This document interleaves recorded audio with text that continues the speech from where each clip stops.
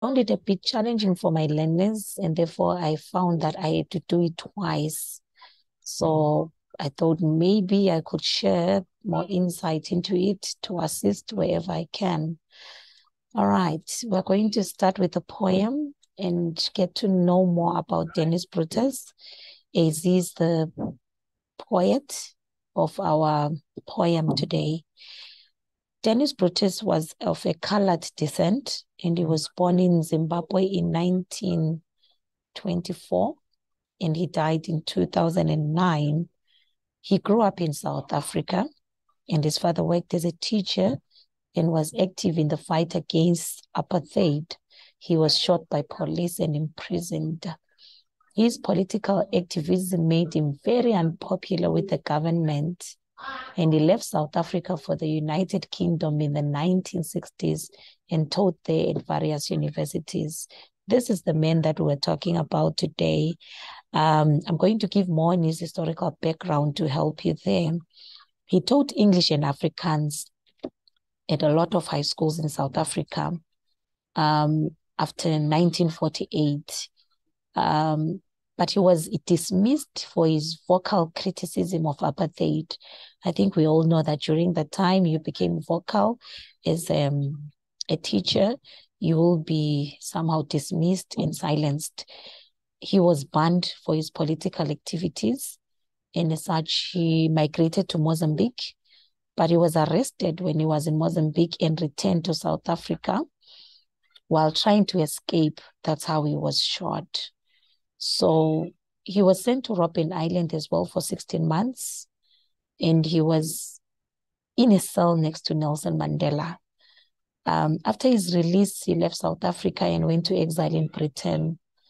He was eventually, as apartheid ended, unbanned by the South African government somewhere around those times. And he was also settled in Cape Town and all those things. So this is the man that we're talking about today when we're coming to talk about Dennis Brutus. He has a lot of the political activism in his background, which is maybe why after he released his poems, one of his poems is based on that. We'll go to the historical context of the poem itself now. The poem was written during the apartheid, but it is based on a female nurse called Valencia Majosi. And this is the person that we're going to be talking about, Majombozi. My apologies, Valencia Majombozi. She was an African woman who managed to qualify as a doctor after so much hardships and sacrifice from her parents.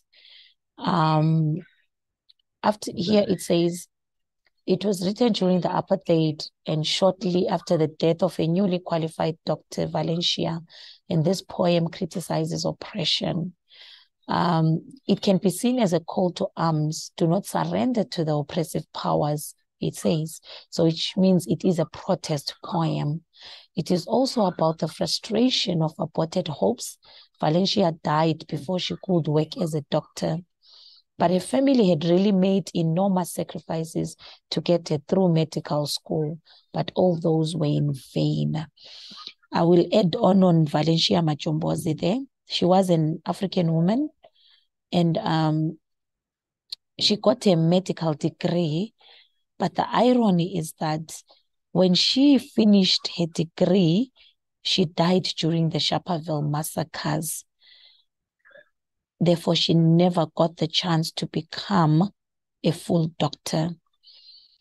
Our poet went to a funeral, and therefore this poem's starting point is the funeral of Valencia Majombozi. The poem deals with the sacrifices, just as the parents sacrificed for Valencia to become a doctor. So does the poem deal with the sacrifices that people made during the apartheid, but they ended up in nothing. So we are looking at this poem as Valencia Majombozi's death being a symbolism and a call to arms to change their situations. So that's what we'll be dealing with when we are coming to the historical context of the poem itself. If we look at the poem when we begin, it says immediately after the title is At a Funeral, as we can see there. And then immediately it says, For Valencia Majombozi. So this is where we are now when we're talking about Valencia Majombozi. This one, yes. For Valencia Majombozi, who died shortly after qualifying as a doctor. So that's the historical context of the poem itself. It has a lot of difficult diction. The poem has a lot of difficult diction, as I found out for my learners. So I will be helping you with words, their meanings, as we are going along to try and help you get through the poem itself, because it's a little bit loaded with a lot of symbolic diction. All right, we are going to read our poem before we start. Black gold and green at sunset, pageantry, and stubbled graves, expectant of eternity. In bright whites, nuns' white veils, the nurses gush their bounty of red wine clops, frothing the baggled dredging slopes. Salute, then ponder all this hollow panoply for one whose gifts the mud devours with our hopes. Of all you frustrate ones, powers tombed in death, aborted not by death, but carrion books of birth. Arise, the brassy shout of freedom stirs our earth. Not death, but death's ahead tyranny skithers our ground and blots our narrow cells of pain, defeat, and death. Better that we should die than we should lie down. This is the poem that we're dealing with, as I was saying. It is a tribute to Valencia. It is about a funeral ceremony. That's a summary of our poem. The speaker presents the funeral as an occasion to renew his commitment to the struggle for liberation. He does this by comparing the burial. The key word there is comparing the burial to those people whose lives are being smothered by the oppression. Oppressed people cannot live their lives fully. He urges active resistance. He states that death is a better fate than yielding to defeat and death. This is the summary of the poem that we're doing today, right? Right, we go to the structure of the poem. I'm going to talk about the structure first. Right, the poem has 2 stanzas of the same length, equal stanzas, and therefore that forces it to have a specific and a strict rhyme scheme. Our rhyme scheme, I will write it down for you to help you there. Our rhyme scheme is, sorry, must come here. Oh, my apologies. The rhyme scheme of the poem will be, let's go back to the poem so that we can look at the rhyme scheme properly. We have pageantry and eternity. That is our A. So we have an A there as the rhyme scheme. That's our rhyme scheme that we begin with. So it's an A.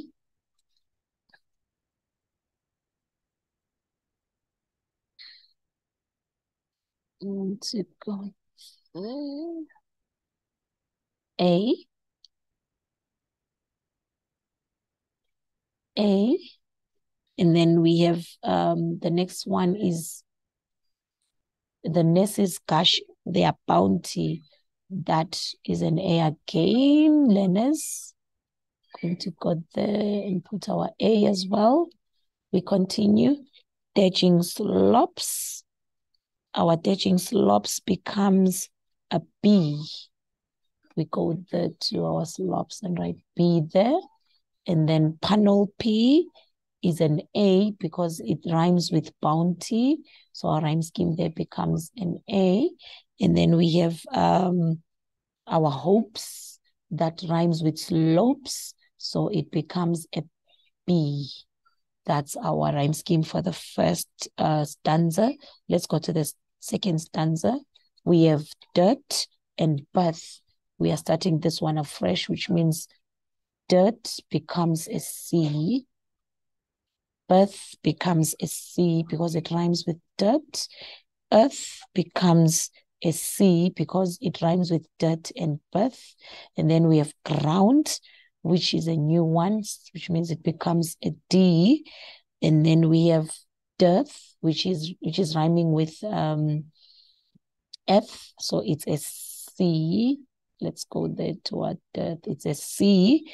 And then finally we have lie down, which rhymes with ground.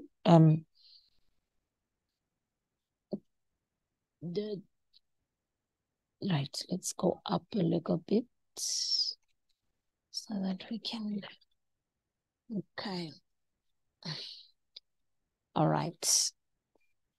Ground, down, that's the same rhyme scheme. So it's also a D down here. That is our rhyme scheme. So as we said, it has a specific and a strict rhyme scheme, which becomes A, B, A, B, followed by C, C, C, D, C, D. That is the formality of our rhyme scheme, right? We continue there, as we said, a strict rhyme scheme, 2 stanzas of the same length. So what do the formality of the structure symbolize? This is exactly where we're coming in now. There, the formality of the rhyme scheme, it mirrors the formal rites or rituals of a funeral ceremony that is done. That is the symbolism of our rhyme scheme there. We continue and now go to the poem itself. I'm going to start with the title, At a Funeral. That's what I'm going to discuss first, right? The title is a tribute. So we are going to come here and say title there. Our title is a tribute itself. So when we're saying at a funeral, the title is a tribute to Valencia Majombozi. So it makes it very personal. A specific person is referred, and therefore that specific person has a great impact on us as the readers. So now that's why it has that in brackets to give us the additional information for the title that shows it's a tribute, because it's starting with for Valencia Majombozi, who died shortly after qualifying as a doctor. That parenthesis that is in the brackets is giving us the details of the tribute itself, who is Valencia Majombozi. The title also, it emphasizes that all her dreams and hopes have been destroyed by death. So the title itself now is always going to give a sense of frustration and aborted hopes. Funeral, aborted hopes, that's what it symbolizes in the title. So as we said, the title, this is what it does. It makes it very universal now, because it said at a funeral. It did not say at her funeral. It makes it very impersonal, very universal. And we are expecting the tone to be sad, because funerals always give us tears. We cry, we are sad, we are melancholic. But now we knew as we were starting that Valencia Majombozi has died. So it does even give us the sadness that we are experiencing because of how she died. So now when it gives us the Valencia Majombozi part for Valencia Majombozi, therefore it does make it personal. So I'll bring this here down. Right. For Valencia Majombozi is what makes it personal. At a funeral makes it impersonal. So let me do this to help you. At a funeral makes it impersonal, as if it's any funeral. But for Valencia Majombozi makes it personal, because it talks about a specific person. And therefore, that's why now the parenthesis that comes in the subheading is going to specify whose funeral it is. That's the title of our poem. All right, now I'm going to go straight into the poem without wasting any time. Right, we are going to talk about pageantry. Yes, I will start there. Pageantry means, let me go there and help you out. What is pageantry? Where is pageantry? Okay, let me go up. Okay. Right, we are here. Pageantry means elaborate. So when we're talking of pageantry, we are saying very elaborate. This is the word that we're going to do first. This one. This word. Right. Pageantry means elaborate display or ceremony. I think when we've seen the funerals on television of people who have contributed a lot to the country, they have a very display in their funerals that is very elaborate, very fancy, very formal. So when we're talking of pageantry, we're talking of an elaborate display or ceremony, and that's what it means.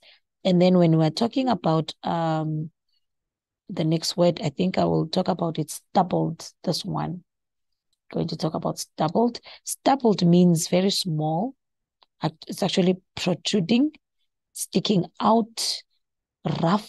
Those are the words that rhyme, that come up from that word in their connotations. So we are starting and says black, green, and gold at sunset. Pageantry. That's line 1 that we're doing here. Those are the ANC colors. Those are the ANC colors, the black, the gold, and the, where is it? The black. It said black, green, and gold. Those are the ANC colors. So this, when it opens a poem, we make an assumption that it's going to be a political protest poem, because now the poem is both personal and it's political. She did die in the massacres in Sharperville. So those are the things that we have in mind. And then it says, at sunset. Sunset is a very specific diction because it symbolizes the end of a life. When the day ends, it's the end of a life. So when we're talking of death, we are using the word sunset in this poem. So pageantry, as I said, it's a ceremonial display, very elaborate, as I said. That is just for a show, because all of that does not matter. What does not matter? When we say all of that, what do we mean? We're talking of this, right? The hopes and dreams are the ones that do not matter anymore because they are lost. Valencia's hopes, Valencia's dreams do not matter anymore because she is dead and therefore they are lost. So now when he comes in and says to us, black, green, and gold at sunset pageantry, he starts the poem at a very political level. The resistance movement in South Africa has a flag, and therefore those colors are for that flag. The choice of those colors is not an accident.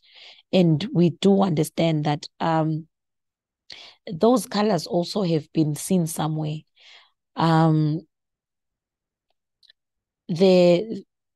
ceremonies of the graduation of graduates is black caps and gowns, but always has a gold hood indicating what degree they do.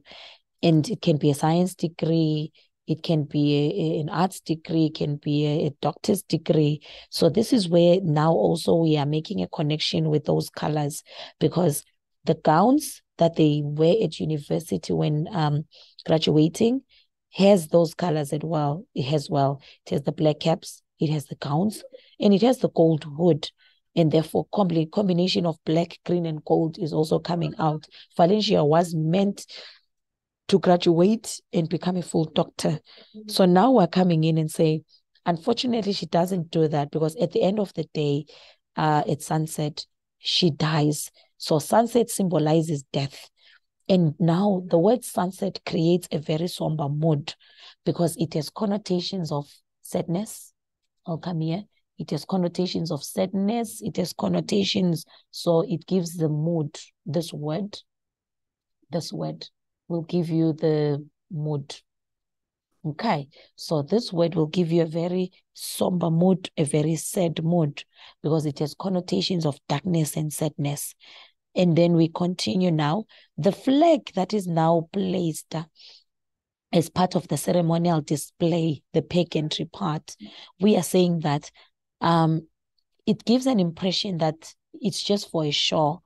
All that is done is just for a way of saying it is a ritual, but it doesn't have a meaning. And therefore, it's just for a ritual and nothing else. We go to line 2, and stubble graves, expectant of eternity. As I say, it's double. As I said, I defined it and said small, sticking out, protruding. Those are the connotations of that word. And it says it's the stalks of crops that are left sticking out after a harvest, or the remains maybe. And therefore, this implies that the graves were in a state of neglect. They looked very untidy. They were unkept. They are covered in dead grass stalks, which means no one bothers about it after they are dead. And therefore now that's why they'll be called stubbled. The graves are given qualities of being stubbled, and as such they are neglected. As I said, they are very untidy. And then we have expectant of eternity. This is very ambiguous, because do they mean either the dead will remain in their graves for an eternity, or do they believe that the afterlife will not end? So now that was very ambiguous to start with.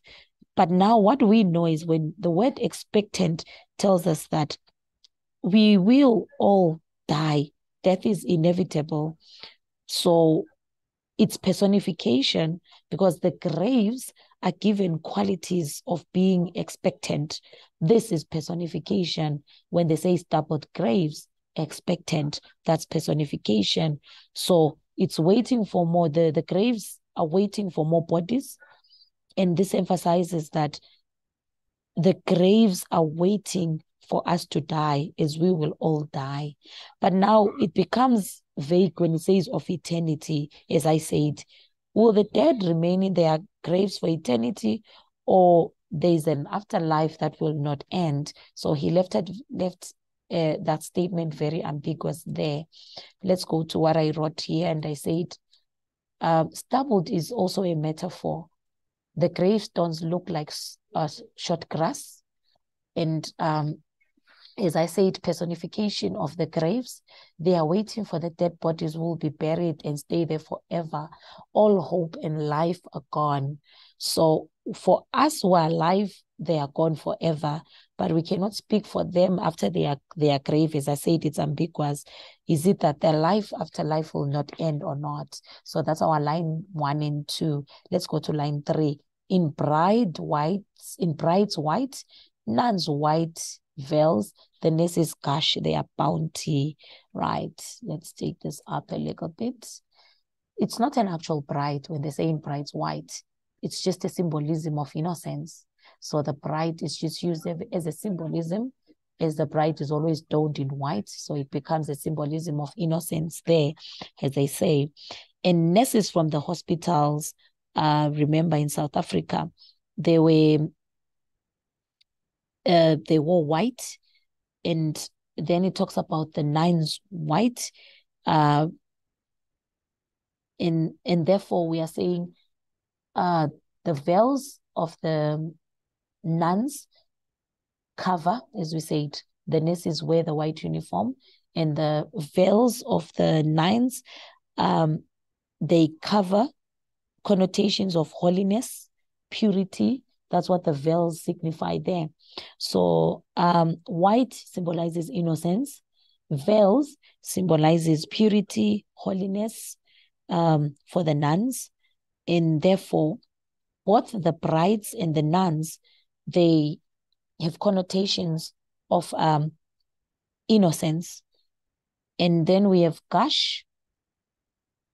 their bounty. The nurses gush their bounty. When we say gush, it's to flow out fast. But bounty remains to something in abundance.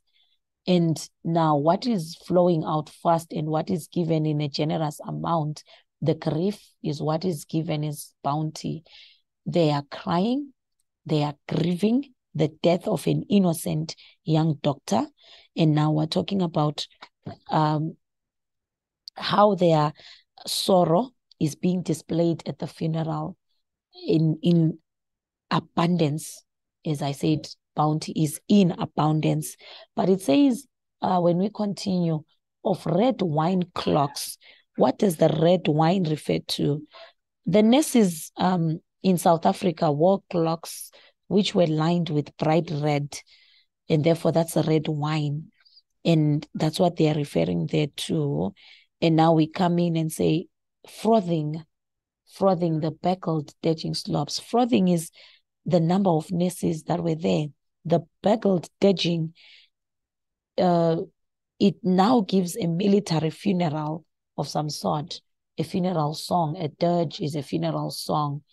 And it says slops going up and down, frothing. Someone is playing a bugle because it's only done at a military funeral. So this could be the slops towards the graveyard, as if they are making a noise. The slops are making a noise as it is heard through the bugle, which is the carriage for the casket of the body. And now we are saying the slops now, if they are personified as mourning as well, because it says going up and down, frothing the bugle, dedging slops. The slops are given qualities of dedging as they are personified of making a noise, which means the slops are personified as also mourning the young doctor. That's what we mean by that line. And then we continue to the next line. Salute, then ponder all this hollow panoply. Salute is to honor. When we say salute, we're talking of honor.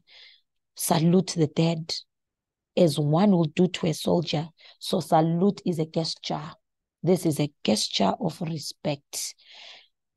There is an exclamation mark, this one punctuation mark. We have an exclamation mark that emphasizes that it is a command. So when they are saying respect, they are commanding them to do so. So when they say salute, they are saying it as a command. So this is a command to honor the dead, as we honor soldiers, as I said. And then they said, then ponder all this hollow panoply. Panoply is a splendid display, beautiful, a very beautiful display, I will say. It's a very beautiful display, but it is a meaningless ceremony that just has flags and speeches, but doesn't change anything. So now we are coming in to say, then ponder this word, then ponder all this hollow panoply. Honor, salute the dead. But when you're doing that, please think deeply about the lack of sincerity that is there. So that's what the word ponder means. Contemplate on the implications of this funeral. The funeral that has splendid displays but do not mean anything. Think about this deeply and also think about the death. So that's what he's encouraging us to do. He wants us to look further than the display. That's why he uses the word ponder, which is to think deeply. Look further than the flowers. Look further than the people. Look further than the music, he says. So there are three things he wants us to ponder on. What are they? He wants us to ponder on, let me go here. Music is one of them. Look further than the music. Look further than the funeral flowers. That's the second one. Funeral flowers, he says. And then also look further than the people as well. The third one is the people. These are the three things that he wants us to look further on. So this one, and this one. Look further than all these things and think deeply more than what is just there. Because the music, the funeral flowers, the people, it looks like it's a show, but doesn't mean anything. So it lacks sincerity. All these symbolize that it lacks sincerity. That's what is giving us there when he's talking us sincerity is not there. So he says there is no sincerity in this ceremony. The people, the music, and the funeral flowers, there's no sincerity. That's why he forces us to think. And then in the next line, he says, for one whose gifts the mud devours with our hopes. When he talks about for one whose gifts, one refers to Valencia. This one, I'll just write V beneath it so that you'll remember that it stands for Valencia. One is Valencia, whose gifts the mud devours. The gifts refers to an ability. Gifts is an ability as a doctor to heal and bring comfort to others. And then he says devour, uses beautiful diction, this one. When he says devours, eat greedily, hungrily, quickly. The mud of a graveyard is now personified again. This is personification again, is compared to a hungry mouth. The personification emphasizes that all her hopes and those of her people are now buried in the earth. We are getting a tone of despair, a tone of sadness. So that's what that line gives us there. Line 6. We are getting a tone of despair and a tone of sadness when the mud is personified as devouring. We go on to line the tone also in line 5. It's a defiant tone. That's a defiant tone when it says salute and puts the exclamation mark to show the command, which means that's defiance. Ponder, as I said, contemplate the implications of this funeral and death in general. He encourages the reader to look further than the display, the funeral flowers, all the people, the sad music, and so forth. And then they are meaningless, he says, hollow. They are hollow, which means there's no sincerity at all. Ponder, the whole display lacks sincerity, negative connotation of the earth, as I said, personification.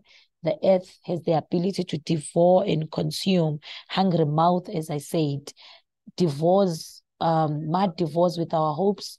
All her is Valencia. Her is Valencia. There is all the people whose hopes are now going to be revived, are now buried in the earth. Right. We go on to the next line. All you frustrate ones, it says. This is apostrophe. This is a figure of speech that we call apostrophe, as he addresses the dead directly.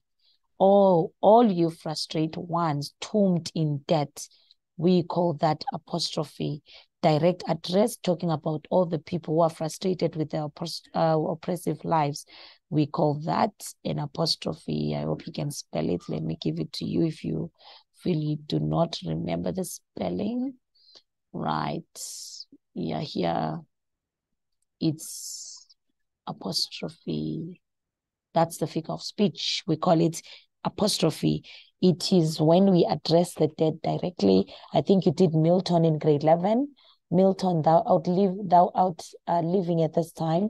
That's apostrophe. Milton was addressed as if still alive. That's what it does as well. All you frustrate ones, powers tombed in death, he says. When he says frustrate, I'll focus on the word first, frustrate. This one. All you frustrate ones. That word means to prevent the success of something, which means preventing their dreams from being realized. They are powerful enough, actually, those words, when he says powers tombed in death, frustrate ones, those words are powerful enough to bring a tone of frustration in us. So as such, they will also frustrate the government in turn and not be passive anymore. The dead are described as powers tombed in death. Their potential is buried because of their deaths. So that's something that it gives to us, as I said. aborted, their lives have been cut short. He said in line 8, ending a life before it has begun. We all know, coming from the word abortion, when you get pregnant and then you abort the child before it develops. That's what we call, when he says ends, their life ends before it has begun. But he says aborted not by death, but by carrion books of birth. Carrion books of birth refers to the past book. Yes, I mentioned it's there. It remains to the past book. Remember, the life of a Black person, from the moment of birth, you are given a passbook so that you can cease to be a human being from the point of birth. So now when you are, now your life is to be recorded in a passbook, it means that something has been taken away from you. So that's why we are saying that Black people are dead, because their freedom is taken away due to the passbook. I say, dear, they are dead not because they died, but because their freedom is taken away with the passbook. Their lives are death-like due to oppression. The apartheid government was cruel because they had to give a passbook that will give you permission to do something, permission to be, permission not to be there, or whatever it is. And that is what we call the oppression. So their lives are not taken by death, but their lives are taken before they can even be, which is by the carrion books of birth, as we said, the passbooks. That's what we mean. Carrion is a rotting flesh of a dead animal. So when he says carrion book, and carrion means the rotting death of a dead animal, we are already dead before we are alive. That's what it means. So we continue. Arise, the brassy shout of freedom stirs our earth, he says. Death, before I continue, I forgot about the capital letter of the D, this one. Death is given the capital letter D there, and therefore that's personification. We call it personification when the capital letter is given to death there, and therefore that's death is personified. So the books of birth, when we say books of birth, this is an allusion. This one. The figure of speech is an allusion. Yes, the figure of speech is an allusion. That's a figure of speech there for the books of life, books of birth. That's an allusion. And therefore, we are talking about cruel apartheid laws. So that's why we'll call it an allusion, because it refers to the apartheid laws. That's what we will mean when we say books of birth. All right, we will continue. It was called the Dompas. I was thinking of that name. It was called the Dompas. That was the actual name of the passbook. Its name was a Dompas. Yes, it was a Dompas. Does it have a double? Yeah, it was a Dompas. That's what it was. That's the name of the passbook itself. That's why I paused to think about the actual name. So it's an allusion to the Dompas. All right. And then we continue to line 9. This poem has so many figures of speech. That's why maybe I'm taking so much time on each and everything. Arise, the brassy shout of freedom stirs our earth. Right. The dead are addressed directly and told to arise. They are told to arise, as we said before. When we do that, we call it apostrophe. Arise, he says. And then we also again have the punctuation mark, which is the exclamation mark, to show it's a command again. They are addressed directly to rebel. Arise is referring to them rebelling. They must rebel. That's what this word means, rebel. So that's what this word is referring to. They must rebel. That's a command. The brassy shout of freedom stirs our earth. They must rebel against the government. Stand up, start a revolution. So that is also a defiant tone. As I said here, it's a defiant tone. So I've come here and given it to you here, and I said it's a defiant tone. The brass's shout of freedom stirs our earth, he says. When he says freedom, it is capitalized. I think you see that to show that it is important to them. Freedom is personified because it's something that they are yearning for. It's a capital letter F, as we said, and I say it capital letter to show that it is important to them. Brassy, I say it confident and aggressive in a loud way. People are angry. They want freedom. Now, brassy is music that comes from a brass instrument. A trumpet, I think, is more appropriate when we're talking about that one. So that's how it comes in there. We continue now. So music does not send the dead to their rest, he says, but it actually awakens them. As he said, the brassy shout of freedom stirs our earth. Now we continue on and we say, not death, but death's head, tyranny skithers our ground. Death is personified again for the second time. We talked about it before. And when we say it, death was capitalized and personified. It's personified again. We go on and it says, not death. When we say death's head, tyranny,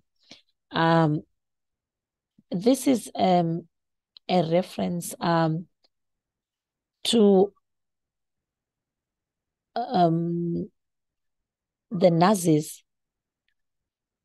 The Nazis are the model for how one should really behave, for example, for the whites. So a scythe was a harvesting tool. It was a harvesting tool that was used to harvest. And then it was also this one, scythe. It was also used to collect the dead. So that's what was used in the Nazis during the World War II. So the Nazis are the first one who brought in the issue of how they treated the dead. They used a scythe, which was a harvesting tool, to collect the dead. And therefore, the poet here compares the South African apartheid government to the death head wearing. He says, death's head tyranny, scythe is our ground, to the Nazis in World War II. A tyrant is a ruthless and cruel dictator. So death is not destroying South Africa, but death head tyranny is. So scythe gives an implication of violence, but now he also says our ground. Violence on our ground. This is talking of the land. When he says our ground, he's talking of the land. Land for the blacks, excluding people of color. That's what he means there. Let's go to these notes that I just put there for you. As I say, it arises an imperative mode. I've talked about that one. Brassy, I've talked about it. Stirs our earth. Get the idea that earth is waking up. The people are waking up. It's a call to arms again. Want people to stand up together and fight for their freedom. Death is personified as a clocked skeleton carrying a scythe. That's where I'm saying came from the Nazis, the cutting of life. Death's head skull refers to the tyranny of a system that cuts down the lives of black people, both literally and figuratively. Tyranny is the apartheid system. Scythes is to cut something violently. And therefore, we come here and say it refers to the tyranny faced by 9 whites. Again, the idea that it is not death that kills them. They are already dead while living because they do not have any freedom. That's our line 10 there.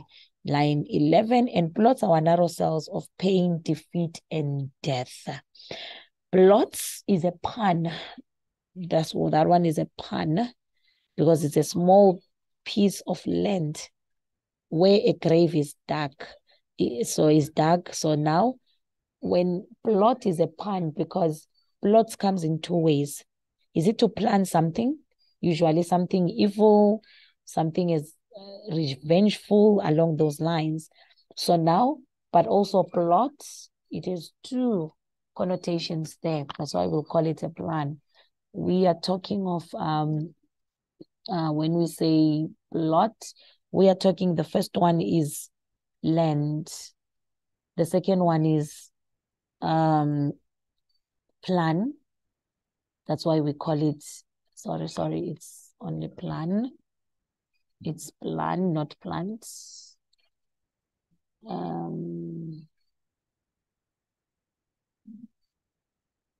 This one, plan. Right.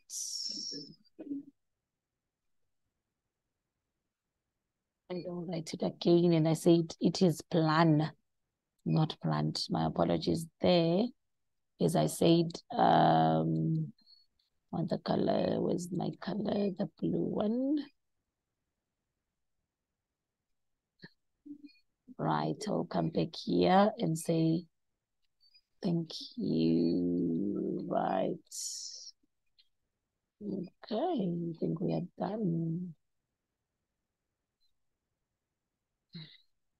Right. When I say plan, it's a plan. So when we are coming and talking about no, this is not my color.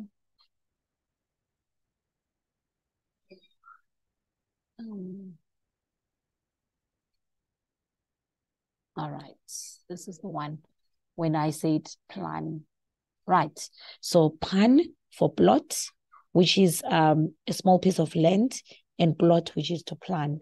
So to plot is to make a secret plan to destroy someone or something. In this context, the political system makes plans to contain the black people in narrow cells. These could be prison cells or graves, but plot, as I said, in a pan can be grave sites, which is land. We continue. Narrow cells of pain. The prison cells where the prisoners of the apartheid government had been jailed. They were very small, they were very narrow. I think you remember the Robben Island when we're being shown Mandela's grave, Mandela's prison cell, my apologies. It was very narrow and very small. Now we have this word that is coming in death, this one. In death, scarcity, which means scarcity. Things are in short supply. Food, basic necessities, basic commodities. So what is the poet implying in these lines? Pain, suffering, and death were deliberately caused by the apartheid government to the blacks. And that's why he says we should fight and die than to submit to oppressive powers. So the tone is commanding them. That's why he will say we should not take it lying down. That's what lying down is when he comes there. But now he uses the word we. I think I wanted to comment on the word we. Better that we should lie down. When he says we should lie down, he therefore identifies with the struggle of apartheid and includes us as well. We should die, then we should lie down, he says. He has used the pronoun we as a way to include us in the struggle against apartheid and everyone else who is actually going through the same struggles. So he has come to terms with the death of the young doctor. She died. She didn't choose to lie down. She didn't surrender. And therefore the poet says it's better that we should die. So she died naturally. She didn't lie down, surrender, and therefore that's why he uses the word better. All right, that's the poem that we're talking about. Okay, I'm going to go now to the tone and the theme. I'm going to go to the tone. There are so many tones, so I'm going to add on to these ones that are there. I gave defined tone. I think I was talking about the tones as I was moving through the lines. We also have a tone of anger. We also have a tone of frustration. I think you remember when I mentioned that it also forces us to be frustrated. There's also a tone of disappointment as well. There's also a tone of dismay. These are the tones that are rising up in the poem. But in stanza 1, I'll be specific with stanza 1. And I say in stanza 1, the tone is calm. The tone is even reverent. Those are the tones in stanza 1. In stanza 2, I'll be specific as well. Stanza 2, the tone is anger, and the tone is contempt. There's a tone of contempt as well. So that's the tone that I'm talking about. I'll also go to the mood at the same time. Let me also go to mood and assist you with the mood in the poem. Mood, what are we having? I think stanza 1, if I remember clearly, we have a melancholic mood, sad. I said funerals always give us that, sad also. And also stanza 2, when he says salute, stanza 2, when he says salute, then stanza 2, I think I need to, yeah.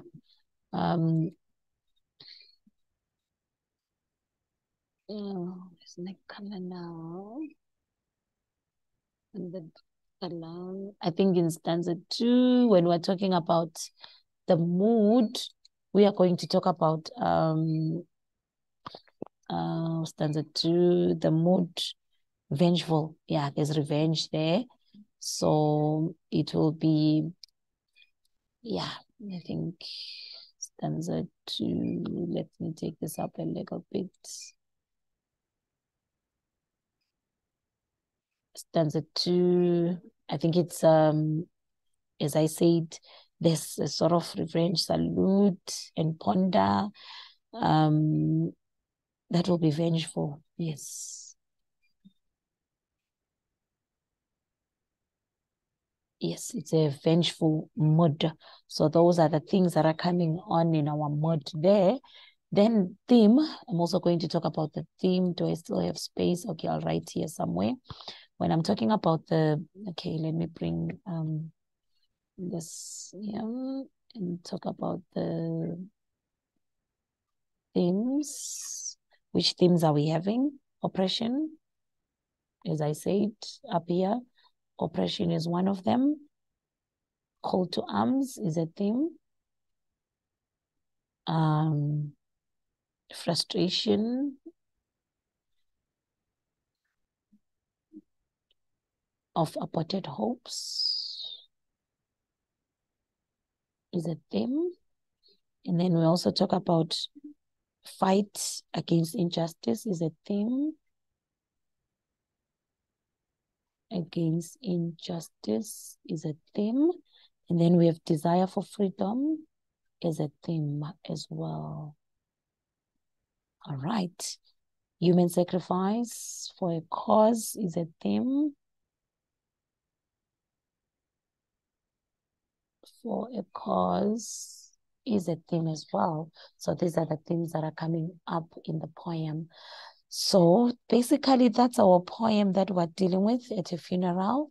And I hope it helped a lot as I've done the tone and the theme, the poem itself, diction. I touched on those words, the historical background, and then finally, we are done with Dennis Brutus, who is our poet. All right, there are certain questions that I will want to touch on before we continue. We end the session that really you must be able to internalize when it comes to this question. There are things, keywords that will be very important for you. For example, if they give a question and say, let me write here, words like describe, the tone, words like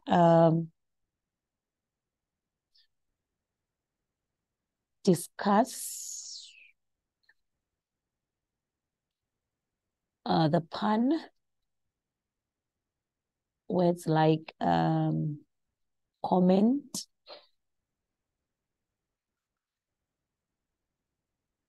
on the punctuation with reference to diction.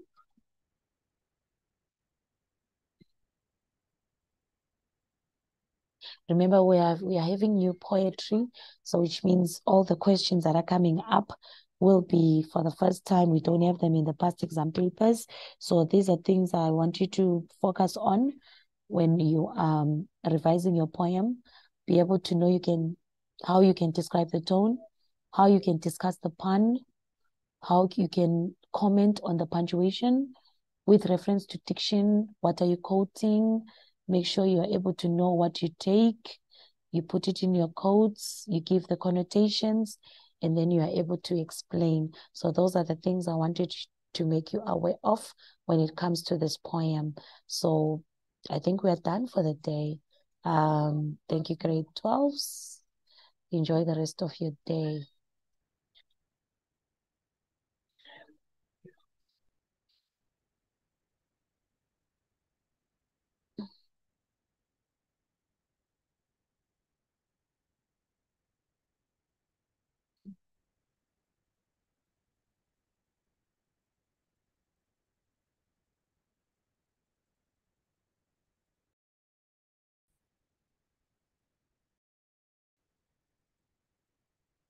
Good day, grade 12.